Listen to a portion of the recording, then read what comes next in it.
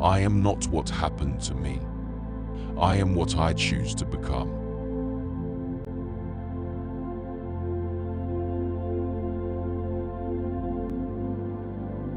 Your perception will become clear only when you can look into your soul.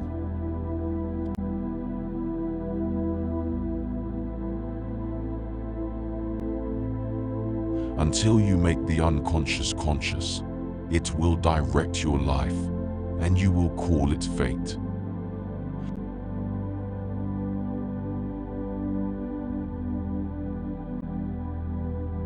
Your visions will become clear only when you can look into your own heart. Who looks outside dreams. Who looks inside awakes.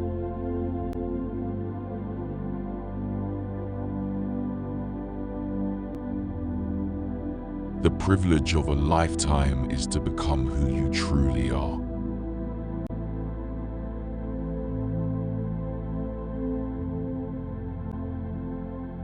Knowing your own darkness is the best method for dealing with the darknesses of other people.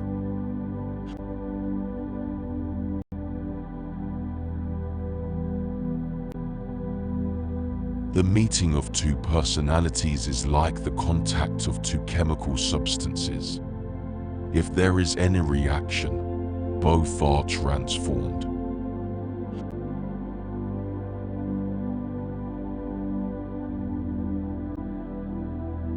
What you resist persists.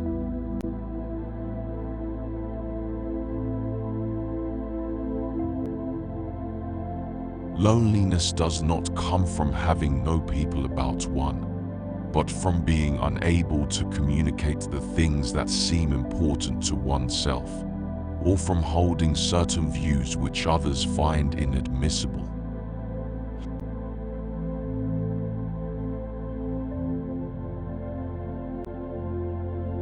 The greatest tragedy of the family is the unlived lives of the parents.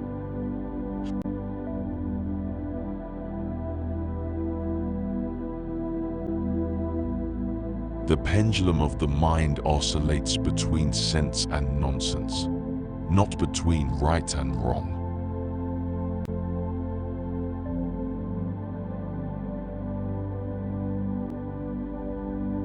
We cannot change anything unless we accept it.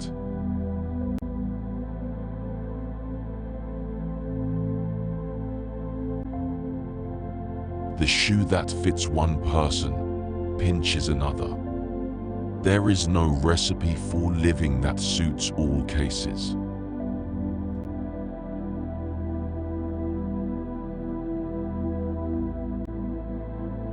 A man who has not passed through the inferno of his passions has never overcome them.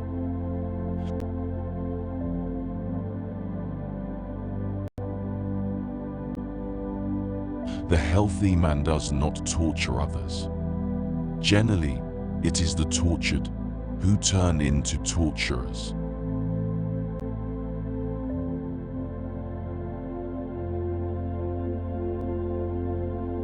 The dream is the small hidden door in the deepest and most intimate sanctum of the soul.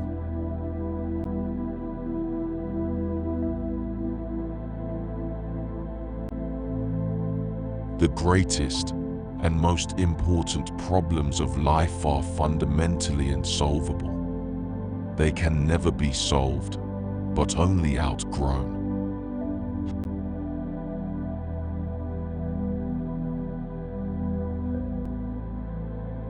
Everything that irritates us about others can lead us to an understanding of ourselves.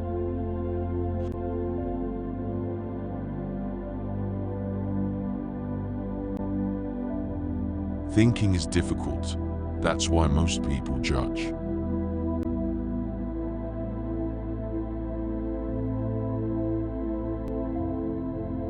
One does not become enlightened by imagining figures of light, but by making the darkness conscious.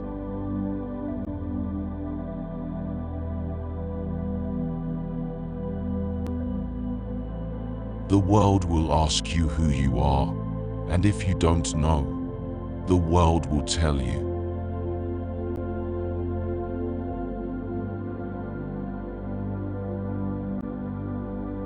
The more intensively the family has been studied, the more clearly has the child been seen as the father to the man.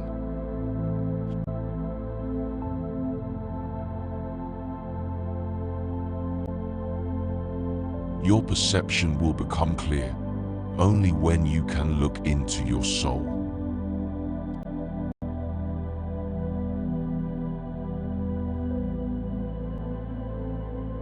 You are what you do, not what you say you'll do.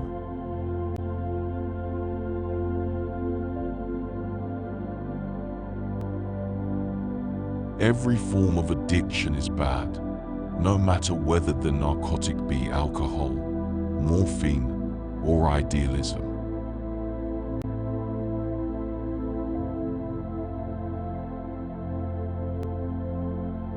Where wisdom reigns, there is no conflict between thinking and feeling.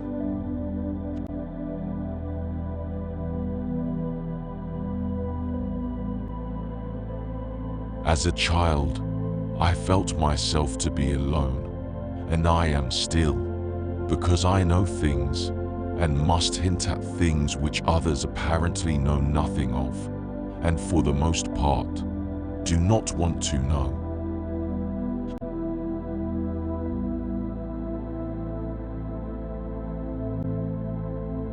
The most terrifying thing is to accept oneself completely.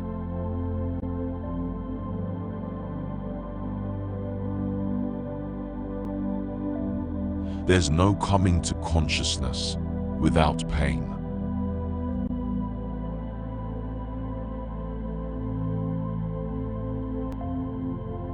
No tree, it is said, can grow to heaven unless its roots reach down to hell.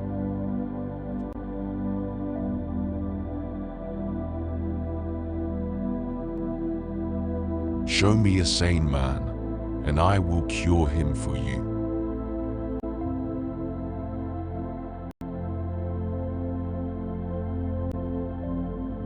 In all chaos, there is a cosmos. In all disorder, a secret order.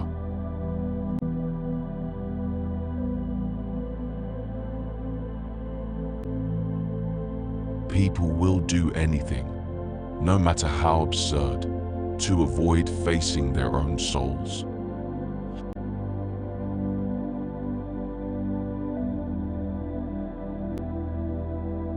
Mistakes are, after all, the foundations of truth, and if a man does not know what a thing is, it is at least an increase in knowledge, if he knows what it is not.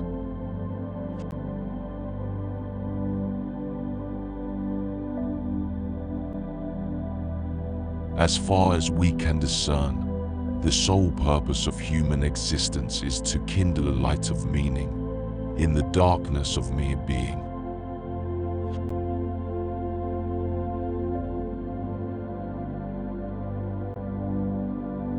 Whatever is rejected from the self appears in the world as an event.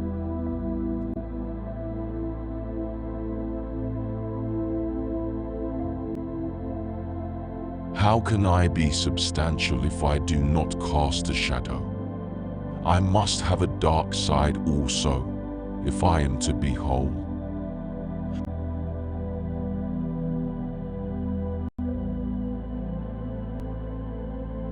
Life itself has no rules.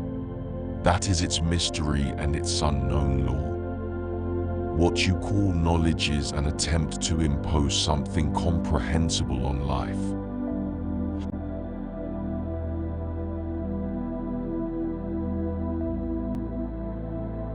Where love rules, there is no will to power, and where power predominates, love is lacking. The one is the shadow of the other.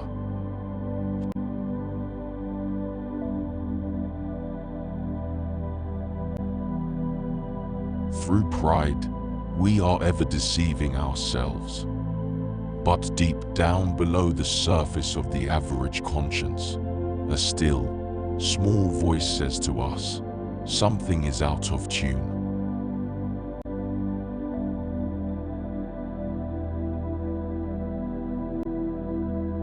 Shame is a soul-eating emotion.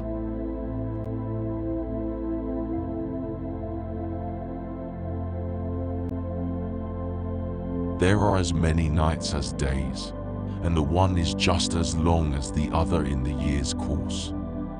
Even a happy life cannot be without a measure of darkness, and the word happy would lose its meaning if it were not balanced by sadness.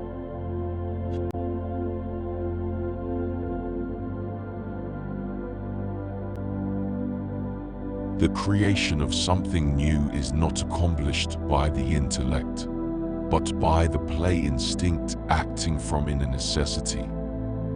The creative mind plays with the objects it loves.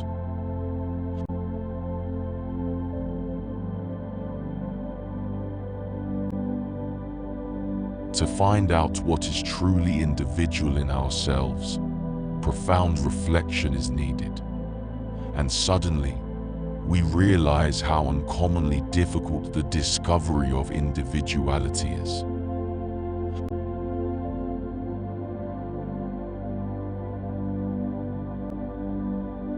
The first half of life is devoted to forming a healthy ego. The second half is going inward and letting go of it.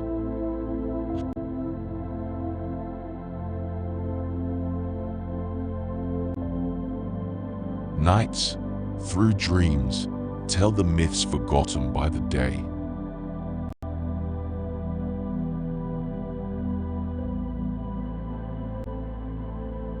About a third of my cases are suffering from no clinically definable neurosis, but from the senselessness and emptiness of their lives.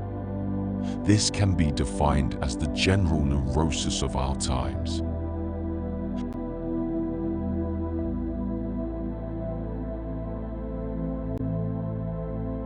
The reason for evil in the world is that people are not able to tell their stories.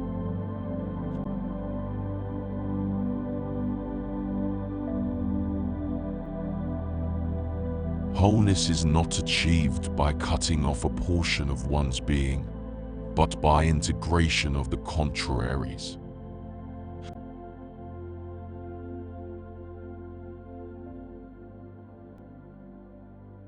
If there is anything that we wish to change in the child, we should first examine it and see whether it is not something that could better be changed in ourselves.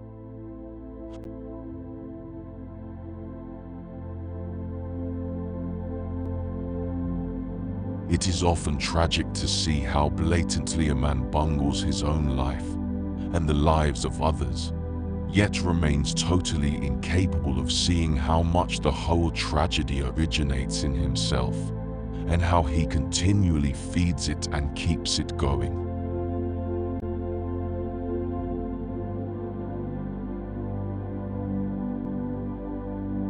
Every human life contains a potential.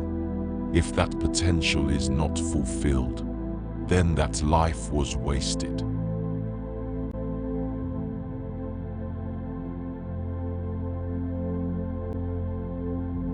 The best political, social, and spiritual work we can do is to withdraw the projection of our shadow onto others.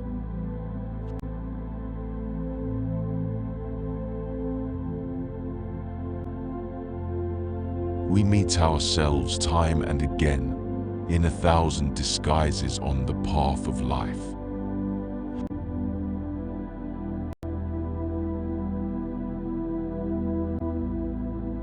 Find out what a person fears most, and that is where he will develop next.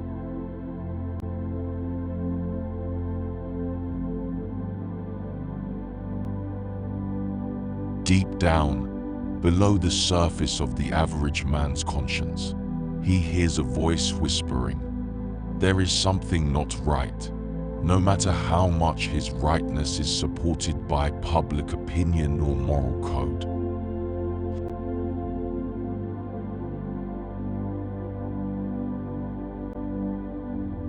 The decisive question for man is he related to something infinite or not? That is the telling question of his life. Only if we know that the thing which truly matters is the infinite, can we avoid fixing our interests upon futilities and upon all kinds of goals which are not of real importance.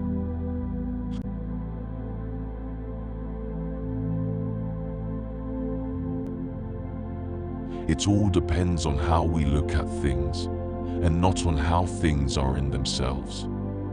The least of things with a meaning is worth more in life than the greatest of things without it.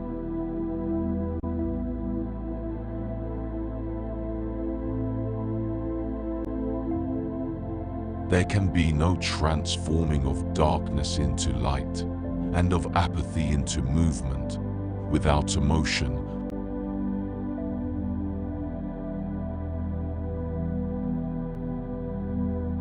Nobody can fall so low unless he has a great depth.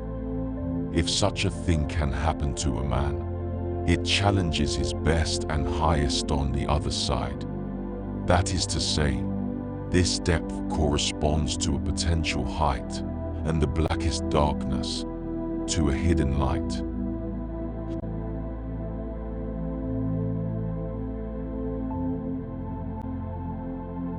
The highest, most decisive experience is to be alone with one's own self. You must be alone to find out what supports you when you find that you cannot support yourself. Only this experience can give you an indestructible foundation.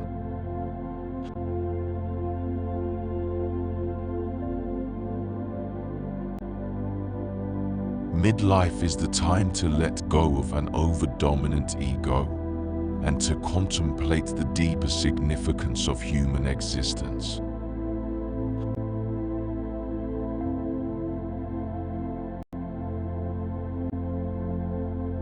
If the path before you is clear, you're probably on someone else's.